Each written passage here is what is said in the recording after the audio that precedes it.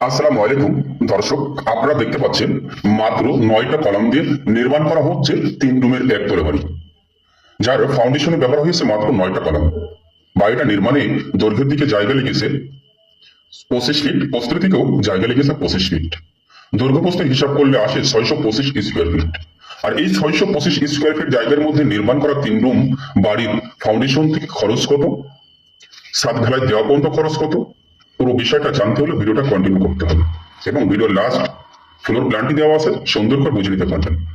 বাড়িটা সামনের সাইড, বাড়িটা নির্মাণে ফাউন্ডেশন থেকে যতটুকু কাজ আমরা দেখতে পাচ্ছি, এতটুকু কাজ করার জন্য আমাদের এখন পর্যন্ত খরচ গেছে 5,50,000 টাকা।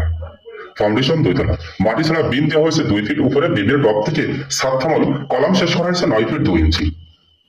ফাউন্ডেশনে ব্যবহার হয়েছে 12 মিলি রড, কলামে দিয়েছি 16 মিলি রড, বিমে দিয়েছি 12 এবং 16 মিশ্রিত করে 8 মিলি রডের বিম, চারি সাইড গাঁথনি 5 ইঞ্চি। ইতিমধ্যে রড 1600 কেজি, গাঁথনি করার জন্য ইট 3000 পিস, খোয়ার জন্য পিকেট 4000 পিস কিনা হয়েছে, কিছু ইট আছে। মিস্ত্রি খরচ চলে গেছে ইতিমধ্যে 70,000 টাকা। তার কারণ মাত্র তো 625 স্কোয়ার ফিট ছাদ, এতে কত টাকা খরচ আসতে পারে পুরো বিল্ডিংটা হিসেব করলে আপনি বুঝতে পারবেন।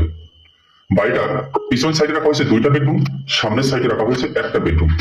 ও তো বাড়িটার যতটুকু কাজ করতে আমাদের এখন পর্যন্ত সিমেন্ট গেছে, সিমেন্ট অলরেডি চলে গেছে 110 বস্তা, বালি 500 ফিট কিনা হয়েছে, কিছু বালি আছে।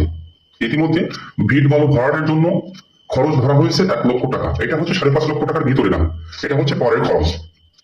বিমের পরে 10 ইঞ্চি 2টা গাঁথনি দেওয়া হচ্ছে। এটা হচ্ছে বাড়ির ফ্লোর প্ল্যান, মাফিক বাড়িটি নির্মাণ হয়েছে, পুরো বিল্ডিং এর খরচের লিস্ট।